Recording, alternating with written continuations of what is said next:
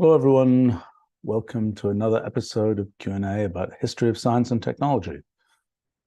So I see a variety of questions that have come in here. Gosh, all sorts of interesting things. This question from Des here, not particularly my area of expertise, but asks, how did taxation work before money was invented? I think it was pretty direct. It was like, you need to send a person to fight in our army, or you need to deliver kind of this amount of grain to to the imperial operatives, so to speak. I think that was before there was a concept of money. I mean, then it becomes a lot more circular and more complicated because the money is issued by the government, and then you're paying the money back to the government and so on, and it's all a bit more complicated. And I know people didn't understand a lot of how that worked back in Roman times and things, and people would like print money to pay armies and things like this, and it was all quite confused. The concept of, and then they would print money to pay armies, but they would have sort of, in a sense, printed lists of how much things cost. And you can't both print money and have a list of how much things cost, because when you are printing money, you're going to lead to inflation, but then it's all rather complicated, and I think was not well understood, and maybe even still not that well understood, all the kind of machinery of economics and so on. And I get the impression that more is understood, much more has been measured. There are situations like virtual worlds where you can kind of see the flow of all the money, and where there's at least a certain amount known about kind of the intersection between sort of human behavior and the machinery of economics, so to speak. But I think that was not understood until quite recently. Stasis asks, how did trading happen between nations that use different number systems? Well, the big issue was weights and measures. That was the thing that, in ancient Babylon, I mean, a lot of our standardization of things started in ancient Babylon or Babylonian cities like Ur and so on, because they were the places where cities grew up, and you needed to be much more organized if you had a city, and you needed to be able to sort of have systematic commerce. You'd have people coming from other places trying to buy and sell goods and so on. You needed to standardize things. That's where standardization of calendars, well, that was invented multiple times, but standardization of things like weights and measures. I'm selling you this amount of barley, and I will buy I don't know what it is, 2 pounds of barley or 20 pounds of barley or something, and it will cost this number of credits, so to speak. But you have to know what that number of pounds of barley is.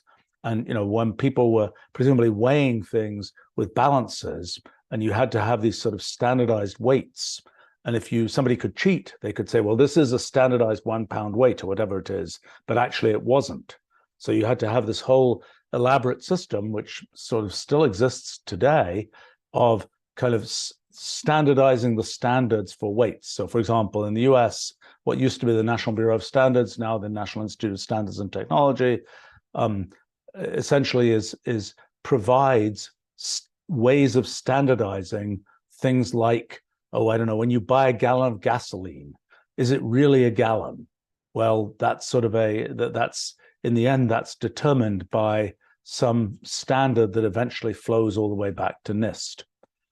I think the whole sort of notion of sort of distribution channel for weights and measures, interesting one. And I think that was one of the things that was sort of established in a variety of kind of, that was something that the state provided. I mean, I remember when I was a kid, in England, in the US, you might learn about the US Constitution or something. Well, England doesn't have a constitution as such.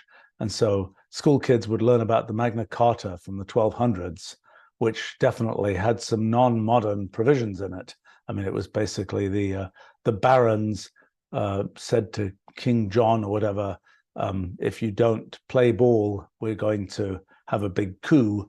And so this was kind of a deal made with them. But one of the things that always used to amuse me when I was a kid was one of the provisions of the Magna Carta is that an inch shall be the length of the king's thumb.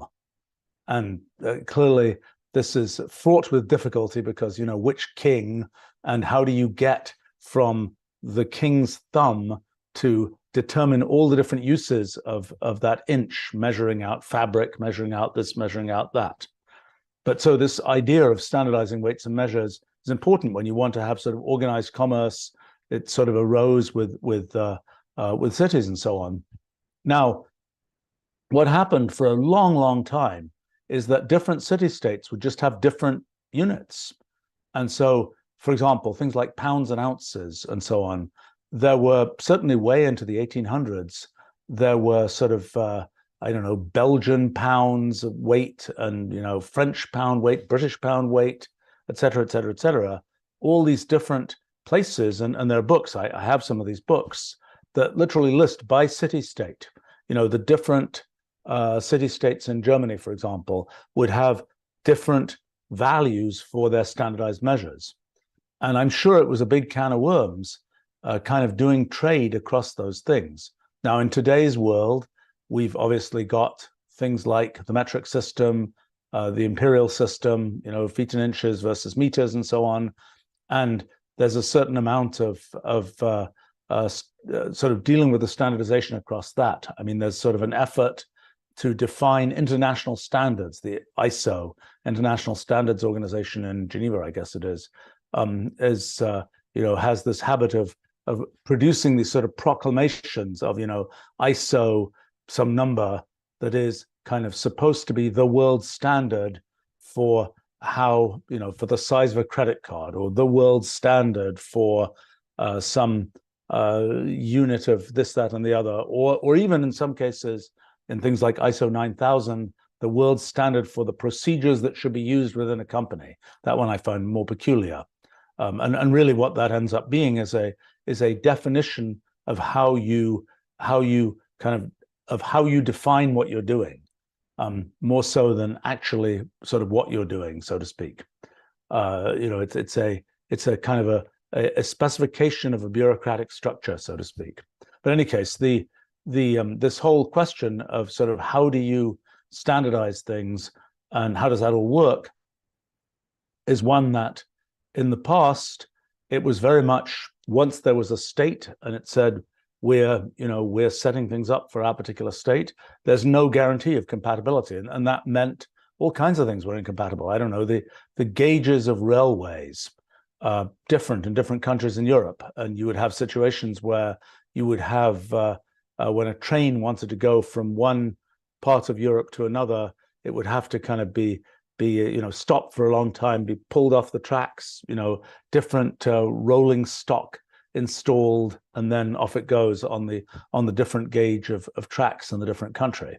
And obviously more basic things like, which still haven't been standardized today, like which side of the road you drive on, and things like what the outlets are, the voltage for the outlets. Voltage doesn't matter so much because we have transformers that deal with taking in sort of a wide range of input voltages and giving out the output voltage that different kinds of electronics needs.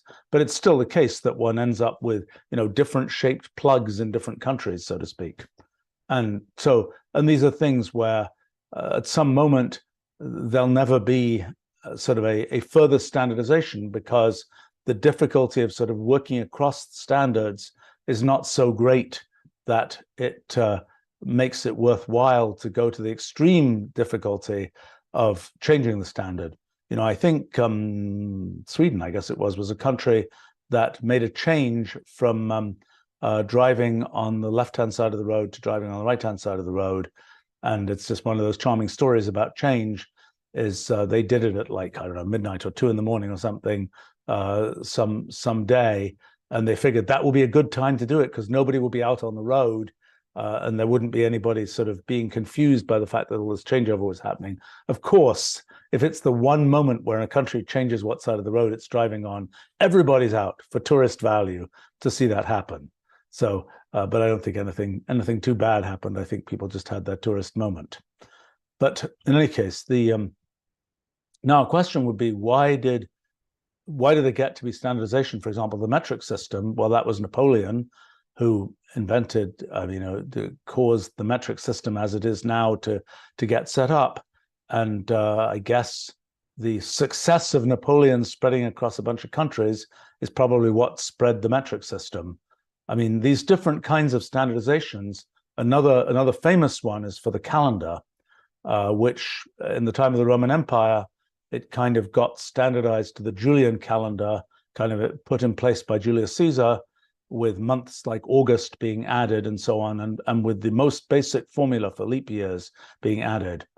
By the 1500s, the lack of precision in leap years, it was just assume the year is 365 and a quarter days long, but it isn't quite. It's, I think, 365.2481 days is the actual length of a year in terms of the number of rotations of the Earth that happen during the time when the Earth goes once around the sun. And so if by getting that wrong, you end up with something where the seasons start slipping around the year. So I think Christmas was by that point in the summer and things like this, and it was kind of bad. And then Pope Gregory got this whole collection of consultant astronomers and so on to come up with, okay, how should the calendar be revised? And that led to the Gregorian calendar that was introduced in, if I remember right, 1580s, but I might be wrong about the precise date. And that sort of gradually spread throughout the world, but there are places where it spread very, very late. Like in Russia, I think it's still at the beginning of the 20th century, still was using the Julian calendar. And in England, for example, notably happened during Isaac Newton's life from whatever it was, 1642 to 1727 or so. His date of birth is in the quotes old style calendar, the Julian calendar, and his date of death is in the new style Gregorian calendar. So again, these kind of the standardization of, are you Julian, are you Gregorian? Obviously, these things start to matter when there's longer range trade. And if you're only sort of dealing with people in your own city state, it doesn't really matter whether you have compatibility. It kind of reminds me, if we want to think very physicsy about it, when you set up a gauge theory in physics, you have this notion of different kind of coordinate systems that are operating in different places, and you have this notion of a connection which is actualized in the gauge fields and so on, that kind of converts you from one coordinate system to another. And I suppose this is a charming human example of that, is we're using one system of units in one city and one system of units in another city, and somehow there has to be a translation between those systems of units, sort of by merchants traveling from one city to the other. That's sort of a bizarre analogy there. But with respect to I think one thing that was true about merchants back in the day is people who were traveling merchants spoke many languages and were very much sort of able to operate in one of the things they did was this translation from systems of units, number systems, dates, whatever. That was part of the story. I mean, I know when I was younger, this notion of import-export companies, it still exists. It's not perhaps as prominent as it was in the time right after the Second World War. That was kind of one of the kind of high-tech industries in places like the UK and so on, was we'll buy stuff from one country and sell it in another country. Like you could do that with textiles or something like that. You'd buy them from, folks in Peru who were actually kept the llamas in their on their farm type thing, to people in Italy who were making fine alpaca scarves or something.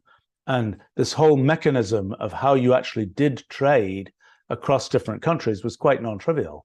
And it involved all of this elaborate stuff about letters of credit and all these things about, how you convert things and how you arrange for this thing that you're buying from here, and it's in this currency and that currency and so on. I mean, one part that was easier was at some moment before currencies started to float in value with respect to each other, there were fixed known conversion rates, like $2.8 to the pound, for example. and that stopped in the 1970s, I guess. But this idea of how do you do trade across different countries, it was pretty high tech back in the 1950s, 1960s, even 1970s, and so on. Gradually, things got more and more standardized, more and more organized. Things like the SWIFT system for bank transfers between countries and so on got established. Things eventually, kind of the credit card companies went global. That must have been in the 1980s and so on, 70s maybe to 80s. No, it must have been in the, let's see, I first got a credit card when I was maybe 14, 15 years old. So that's mid 1970s. But they were, there was Diners Club and a few other credit card companies, but the big expansion, I think, was probably the 80s. And then, it started to be the case that lots of different countries took these things. Now, it's still the case, and this is, when you, for example, we sell things as a company in lots of different countries, and it's really complicated. And even, to take consumer payments, it's not very complicated for payments from organizations and institutions and so on.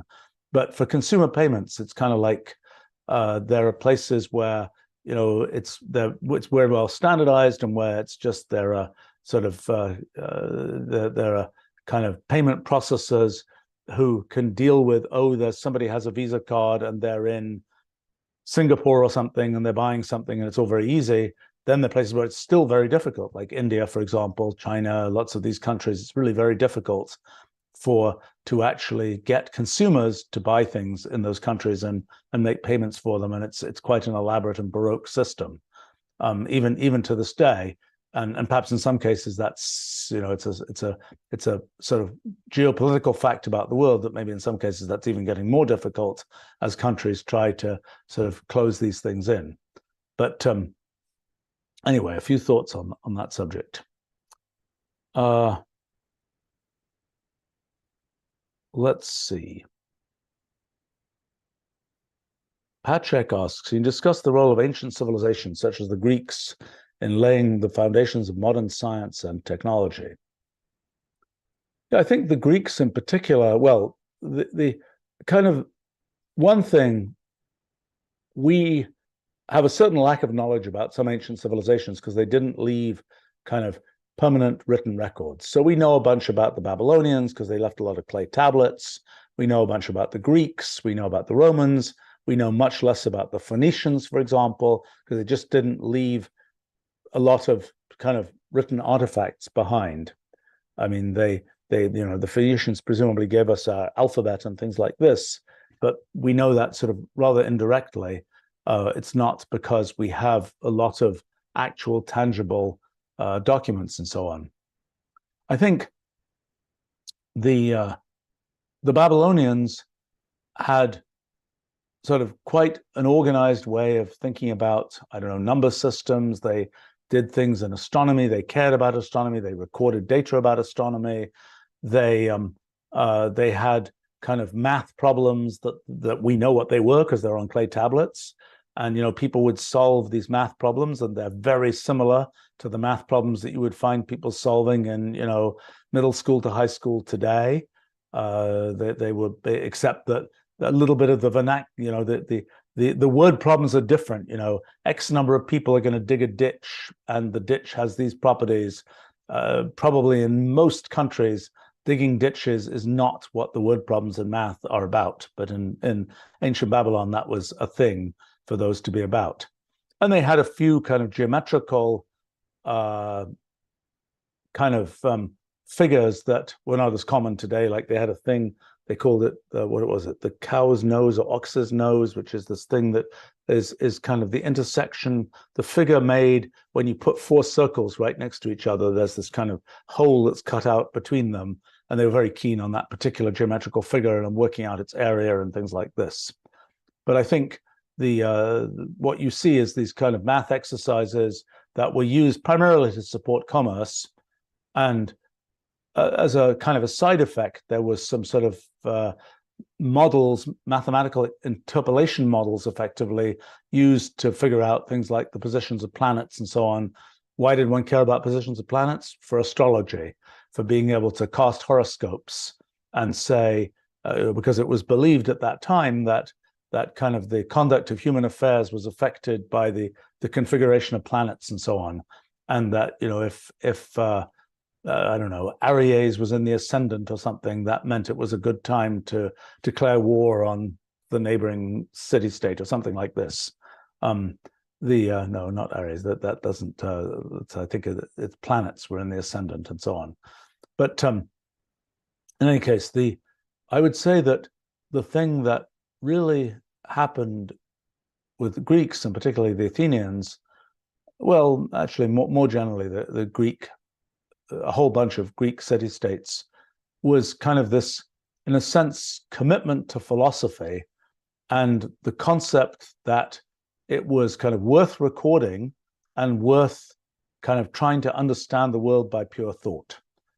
And there were many different sort of pieces of that, the pre-Socratic philosophers, Plato, Aristotle, all these folk, the Epicureans, lots of different groups that sort of all got this idea that, one might be able to understand the world by thinking about it. Now, maybe other people had that idea too, but didn't bother to write it down. I think that and I would say in Greek times, it was it wasn't like everybody was thinking about that. It was particular people, but somehow that became a cool thing to do. And so sort of records of it got preserved and propagated and so on. And I think this kind of notion that, let's think about how the world works and kind of come up with human ideas about how the world works. That's a very Greek kind of concept. And I don't think the Babylonians really had that concept. We don't know, at least, of kind of an abstract layer of their kind of description of the world. It was very much, people are digging a ditch. This is this number of people, and it takes this amount of time to dig this number of feet or whatever they called them. I think they had stadia, I think, were a unit of length at that time. But it's very pragmatic stuff. At least that's what's recorded. We don't know. Maybe there was sort of more abstraction that was happening kind of on the ground, but what's recorded for us is just the pragmatic stuff. Whereas in Greek times, the description of the abstraction is also recorded. And I think that it's something where that sort of, okay, so once one starts thinking about, can one figure out the world just by thought, then one has questions like, what's the world made of? And the idea that arose pretty early in Greek times is it's made of a large number of copies of discrete things.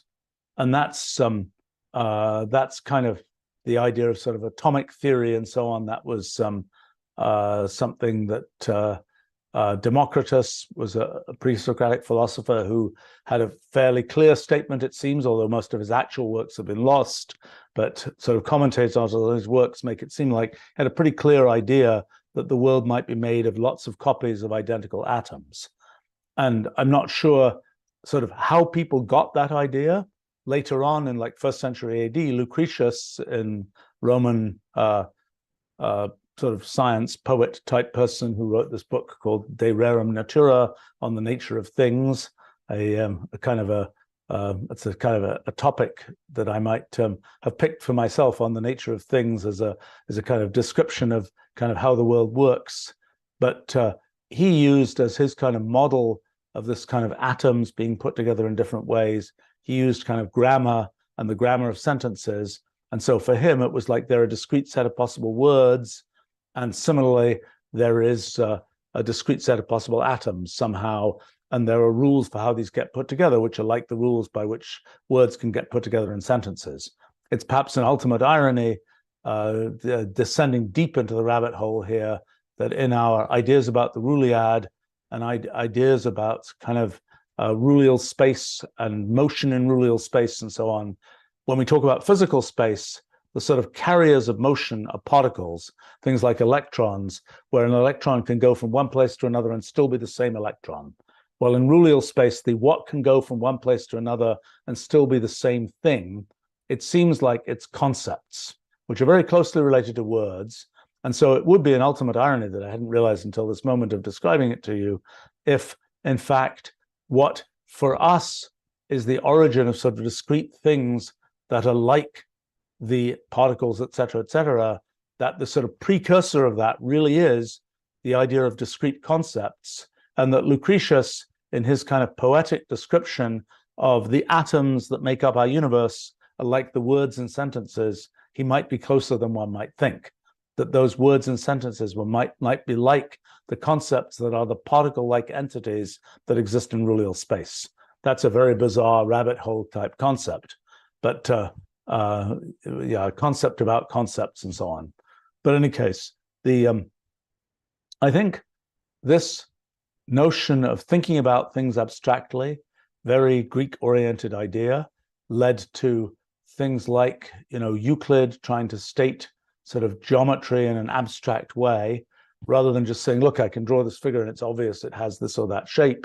It was like, let us abstractly consider this and deduce things by pure thought. I mean, it's kind of really putting sort of human thought at the center of things in a much greater way than one had than appears to have been done before. But we're a little bit prejudiced because we don't have such good records from lots of civilizations. I mean, Egyptian civilization, I don't think there's a lot that is, there aren't the same kinds of mathematical papyruses, tablets, whatever, that exist from ancient Babylon, where there are tables, for example, of arithmetic constructs, some of them coming from the Babylonian education system. We don't, I think, have similar things in the Egyptian case, at least not as systematically. And so, and I don't know what the sort of system of if you'd gone to some Egyptian and ancient Egypt person in ancient Egypt and said, so how does the world work? I think the kind of answer you would have got would be, Ra makes the sun come up type thing. You wouldn't have got this more kind of less anthropomorphized version of things that I think you would have seen in the Greek case, where most of the story was, well, it might be made of atoms type thing, not, even though there was a separate sort of thread of the kind of mythology of, Zeus throws the thunderbolts and so on. But I think there was a sort of philosophical layer that was much more seriously kind of thinking about, which might have said just for kind of a manner of speech or a way of talking about things, yes, Zeus throws the thunderbolts, but really they were thinking in a more abstract way about sort of how the world was put together. And I think that idea that there is an abstract way to think about the world is something which has very much informed and created a lot of modern sort of formalistic thinking and science, mathematics, etc. I mean, I think the sort of the earliest formalism of our species is probably the invention of words and language, where it wasn't just pointing at things, but having a word that abstractly described those things in an aggregate way. And then in ancient Greek times, one had things like logic being sort of lifted out of the details of specific sentences and so on. And from Babylon and then more developed in Greece, the idea of mathematics and the sort of abstractions of mathematics. I mean, I like to believe that in modern times, 20 centuries later, we have another form of abstraction that's really very important, which is kind of this idea of computation and this idea of defining things according to rules and seeing what the consequences of those rules are. I think one of the things that's important there is this notion of symbolic structure. The idea that there can be kind of a way of representing things that is precise. We have that in mathematics in the very restricted examples of mathematics, but this question of how do we represent sort of things in the world in an abstract, symbolic, computational way? How do we talk about things like cities or paths on the earth or sort of the interactions between chemicals and so on? How do we talk about these kinds of things in a way that has some sort of uniform structure? I mean, as we get logic, for example, it gives us kind of a uniform structure for talking about arguments, let's say, about lots of different kinds of things. Arguments about whether to go to war, arguments about whether this sheep is prettier than that sheep. the subject matter doesn't matter. There's this framework of logic that allows you to talk about these different things. Well, I think computation is a framework that allows you to talk about lots of kinds of things in the world in a sort of formal way, in a way where one can make use of the same machinery to go and make deductions, go and work out consequences from those structures, where one doesn't have to reinvent things for every different kind of things one's talking about. One has a certain uniformity of structure that allows one to apply the same kinds of rules, the same kinds of functions effectively to different kinds of structures that represent different kinds of things. Now, I have to say that's kind of my long time life effort, is building our computational language, Wolfram language, to be able to represent the world computationally in that way, to give one a way to set up these structures, to apply certain standardized functions to these structures, and to essentially work things out in the world that way, by the way, making use of sort of the automation of our computers to be able to do that. And I think that's kind of the modern version of the ancient Greek idea of let's invent abstraction for things. Let's start talking about atoms. Let's start talking about logic. That was kind of a notion, an early notion of abstraction. What we have now with computational language is the modern 20-something centuries later version of that abstraction that has the extremely powerful feature that not only is it something we humans can talk about, write about, etc., it's also something that we can get our computers to go actually compute with. And we then have, I've been describing it as kind of a superpower that we get, once we can describe things in computational language, we get to sort of apply the superpower of actual implemented, Wolfram language and computers in general to be able to see the consequences of what we've defined. And so I view that as being, in some ways, the next step after probably that sort of idea of formalization invented in ancient Greek times. There's sort of an intermediate piece, which was sort of the idea of applying mathematics to the world in general, which was a kind of a 1600s type idea. But this notion of sort of being able to represent the world in terms of symbolic structures is this is sort of an idea of the computational age, so to speak, an idea of computational language. I think it's pretty important. I think it's something that sort of will drive the future of kind of what we might think of as science, where, in a sense, what is the role of science? Science is about taking what's out there in the world and sort of connecting it to narratives that we humans can think in terms of. It's like, well, these things happen in the world, but we can have a scientific discussion of what's going on. We don't just sort of say, well, it just happened. We say, we can give some narrative, some scientific narrative about why it happened, what's going on. We can reduce the complexities of the world to something that is more at the level of a human narrative. That's what the story of science is. And in a sense, as we try and represent more things computationally, we give ourselves the opportunity to have more things that we can describe in a way that we humans can kind of understand through computational language. In a sense, we can think of the operation of the whole world as being deeply computational. That's kind of the idea that started with my new kind of science efforts and now in our physics project, that you really can represent the processes that go on in the world as computations. Now, many of those computations are ones that are very non-human. They're things that we don't really have a way to connect to the kinds of things we think about.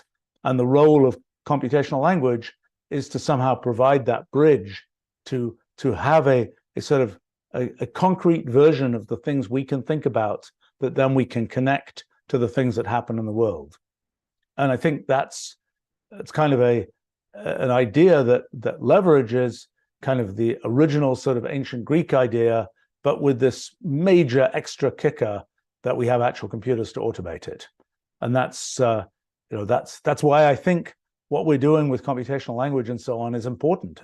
It is the next phase in kind of the formalization of things and going beyond merely, well, it seemed that way to me type thinking, rather something where you can actually build this sort of tower of consequences in a solid way. Let's see.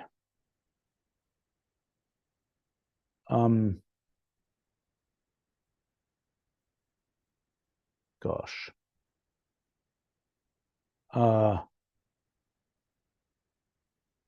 Okay, David asks, did Isaac Newton spend a significant amount of time attempting to transmute lead into gold? Did he believe in all the miracles described in the Old Testament? I don't know all of those things. Newton lived at a time when chemistry was alchemy. And alchemy, the holy grail of alchemy, was to transmute lead into gold, to take a base metal and turn it into gold, because that was gold was seen as having some kind of intrinsic value, as it still sort of has today. And the question was, could you just invent money? Could you create money?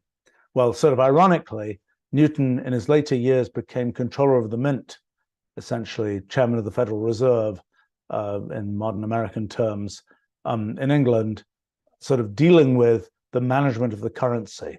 And he had all kinds of cool ideas. I mean, he had, I think these are all genuinely attributed to Newton. I don't know if it's still, gosh, on a British currency, at least when I was a kid, the edges of the coins were always serrated. And that was done so you couldn't clip the edge of the coin off, because if things went wrong with the value of the currency, it could be the case that those pennies that were made of copper, that the copper in them was worth more than the pennies were worth. And so given that, it was worth just clipping a little piece of the copper off. Actually, you could do that. You could clip a piece of copper off and just sort of still say, this is worth a penny, but I've got some copper that I can separately sell. And so that was a sort of, I don't know, debased, that was, what was it? I think it was the debasing the currency. Is that no, that's a slightly different concept. But that was, anyway, that was a, people clipping little pieces off currency. So old Isaac, I think it was him, said, well, let's put serrations around the edge of the coins so you can tell if people clip things off. Another thing that was one of his contributions was non-commensurate weights for coins. So if you want to know, you've got a big pile of coins and you want to know how much it's all worth.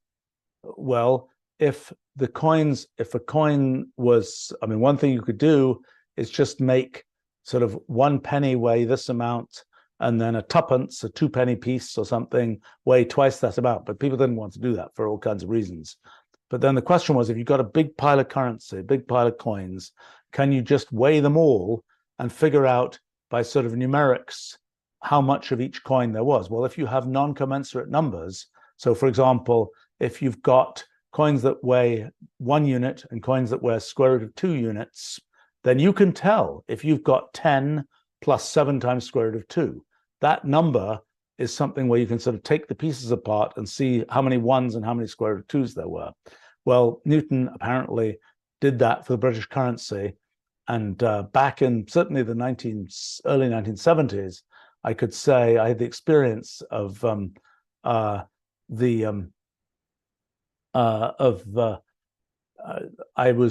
had somehow accumulated a large number of coins, and I thought, okay, I'm going to take these into a bank, and I'm going to, convert them into paper money or put them in a bank account or something like this. And I thought, I'm going to be very clever. I'm going to sort these coins into, this denomination of coin and that denomination of coin and the other.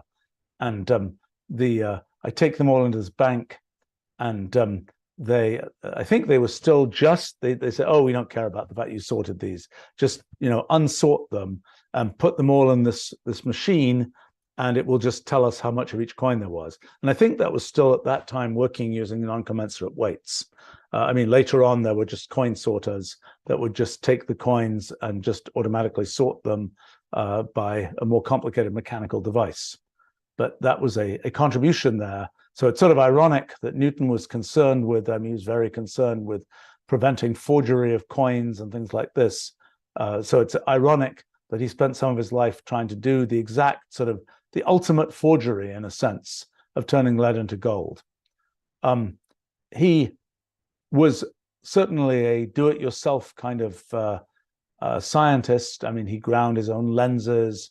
He did his own experiments, looking at the sun, doing various chemical kinds of things. Some of them were not terribly safe experiments, although he lived to a ripe old age into his 80s. And he had,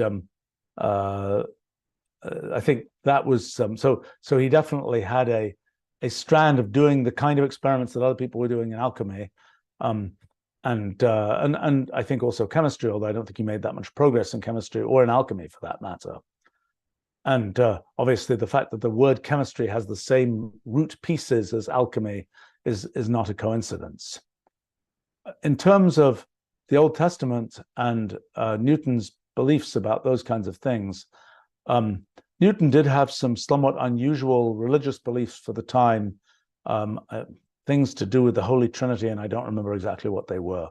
I think his beliefs weren't sort of too far out there. I mean, he was a sort of post-Henry VIII time person, so there was the Church of England was there, and he was the Lucasian professor in Cambridge for a bunch of his life, and I'm sure that he had to sort of officially sign on to the Church of England as being part of Cambridge University. I think he was also later a member of Parliament. I don't know exactly what the relationship between that and Church of England was, but he was I think maybe he was a Trinitarian or something. I don't remember what the whole religious structure that he believed in or talked about was, but he wasn't very far out in that regard. In terms of the sort of his view of biblical kind of descriptions of things, one of the things that is kind of interesting, he was very interested in dating different kinds of events.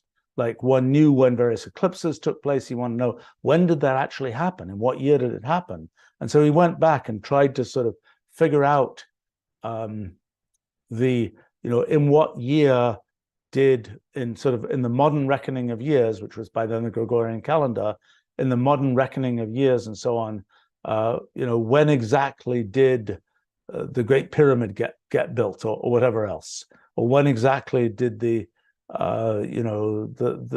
Jews migrate from Egypt or something? When did all these particular things happen that were described, for example, in the Bible? And so he did go and try and make an effort to piece together the timeline of the Bible. In fact, the very last book he wrote, published after his death, is a book called The Chronology of Ancient Kingdoms. And it's kind of a hokey book because it sort of has this rather face value belief about, the Hittites did this because it's described in this book in the Bible, et cetera, et cetera, et cetera.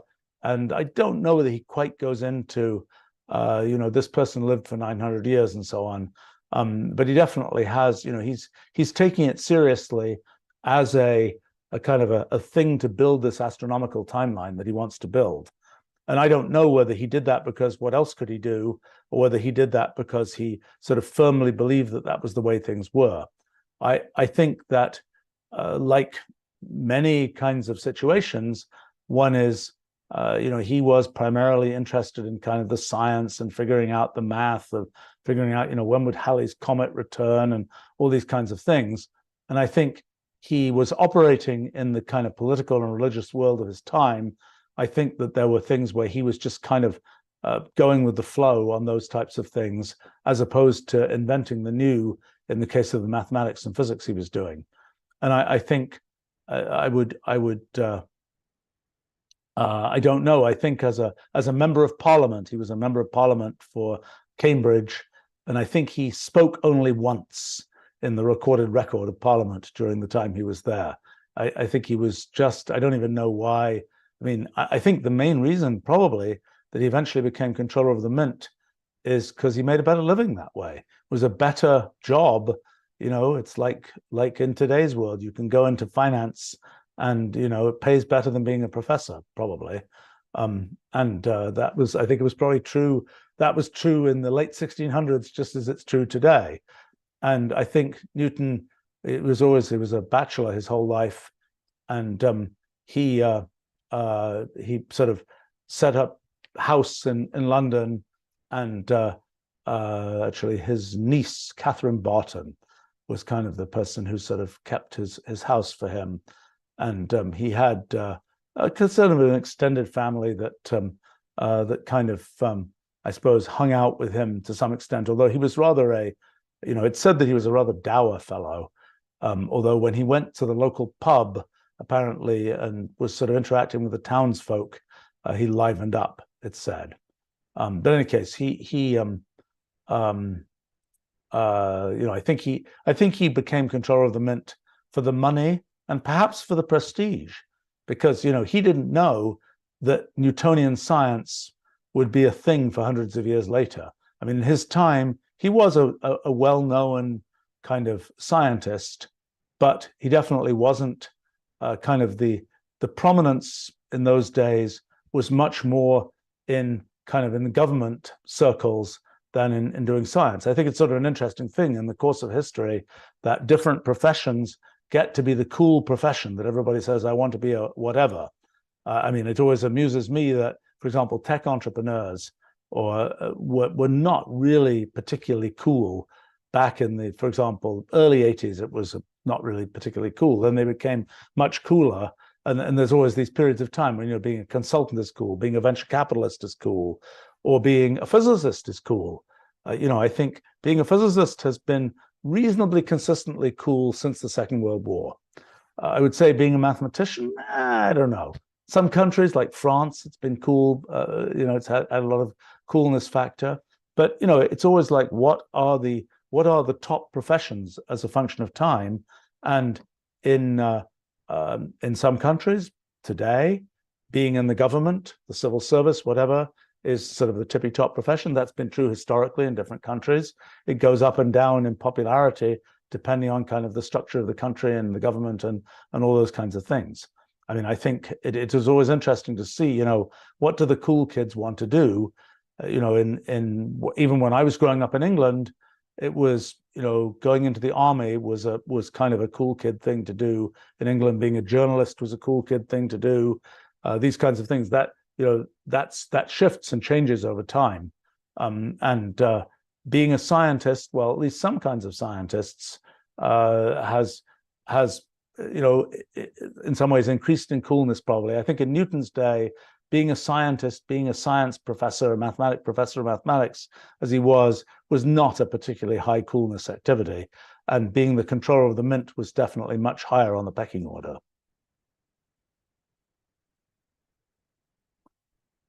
Giovanni asks, what was the greatest technological advancement to come out of the Roman Empire?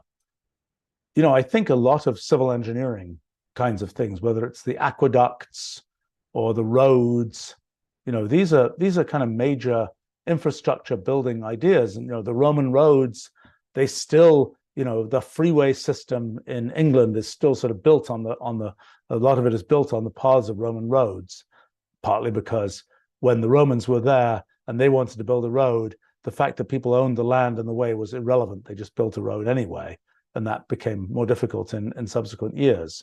But it's the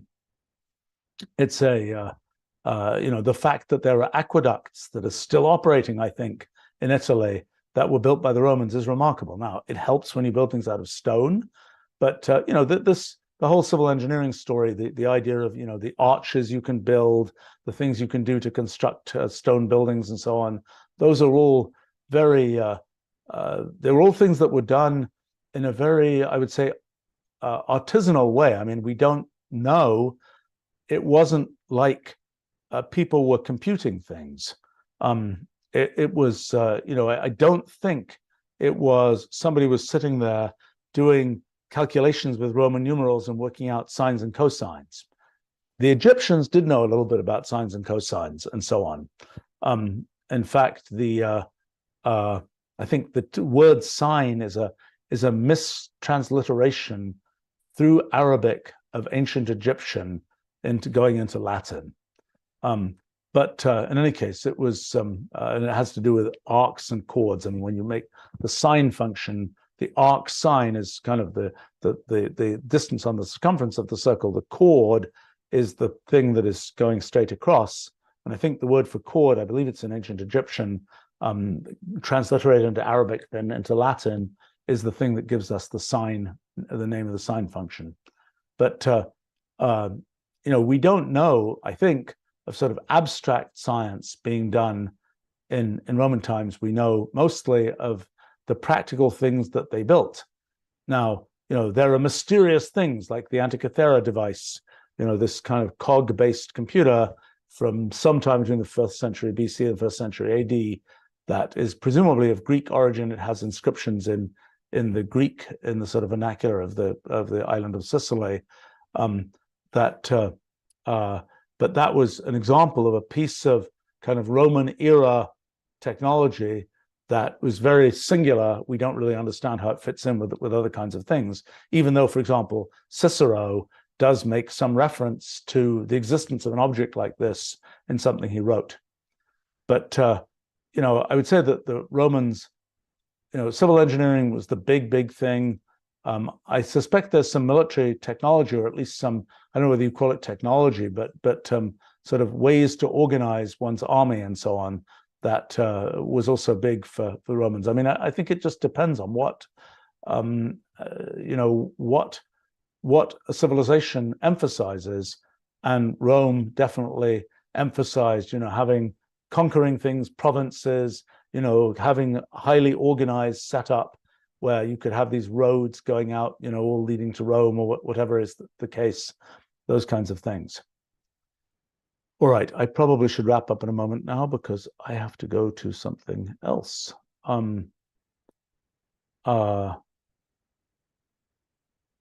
try and take one more here from Elsie.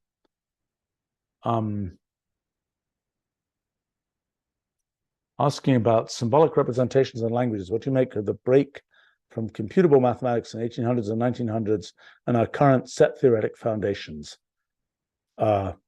Honestly, I think they're kind of a wrong turn. I think that the set theory, the idea, what is mathematics? Well, one can argue that. I've written recently a whole book about the sort of physicalization of mathematics and the extent to which mathematics ultimately is a particular way of looking at the Roolead, the entangled limit of all possible computations. And there are certain sort of human-friendly ways to look at that, some that lead to physics, some that lead to mathematics. There are ways to look at it that are sort of the types of things that we humans can stick in our minds and think about as mathematicians, and there are ones that for which we can't do that, for which it really have to grind it down to all those micro details of all the things that are at the level of axioms or even below axioms. Kind of this notion that arose in the late 1800s, early 1900s, was mathematics is just this formal game where you're putting things down and you can build anything up from them. Hilbert famously talked about you could make mathematics out of tables and chairs, just as you can make it out of this algebraic construct and that algebraic construct. I think that's basically wrong. I think that's not what mathematics, as we usefully think of mathematics, is. Now, one particular foundation for mathematics that became popular in the early 1900s was set theory. And set theory had arisen in the work of Georg Cantor, originally on the convergence of trigonometric series. You have some sums of cosines and sines and infinite series, and you say, for what values of these parameters does the series converge and to a definite value? And the set of places where it converges can be a very elaborate, complicated set.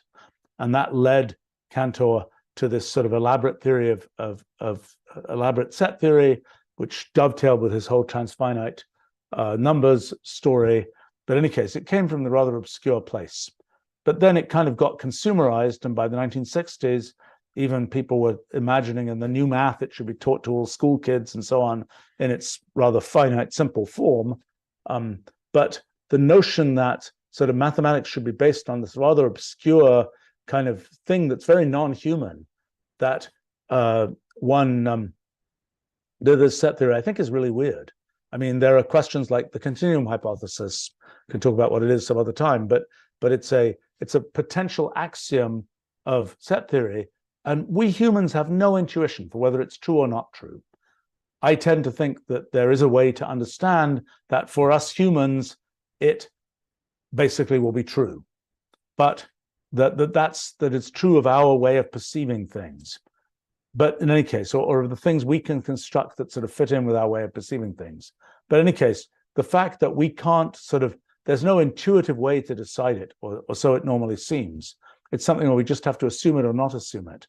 And it's very weird to me to base kind of this thing that we want to have kind of an intuitive understanding of in mathematics on this thing which is fundamentally kind of not, doesn't come from those kinds of places. I mean, it almost feels like it's one of these things where people say, well, the foundations of mathematics is important. There should be very solid foundations. Let's make the foundations incomprehensible so they'll seem more solid, so to speak. So we don't have to engage on this question about, are they intuitively obvious? Because they're so obscure that they'd never be intuitively obvious. They never have a chance to be intuitively obvious. So I tend to think that this approach to mathematics that's very much based on sort of the this rather obscure wheeled-in set of axioms of set theory is kind of a mistake. I think that thinking about mathematics more as one of the many kinds of things that one can get from just applying explicit kind of symbolic rules is a much better kind of approach. It may be equivalent to set theory in many, many cases, although it probably has a definite thing to say about something like the continuum hypothesis. It's sort of equivalent in the same sense that, the gas molecules can have different shapes, yet the gas is still a gas that obeys the gas laws, even though it has those different shapes. So similarly, you may be able to use set theory as the axioms, or some other quite different foundation that's more explicitly computational as the axioms, and end up at sort of this human level, at the kind of fluid dynamics level, with something that is very much the same type of thing. All right, with that, I think I should wrap up. And thank you for joining me today. And I will be back again another time. See you then. Bye for now.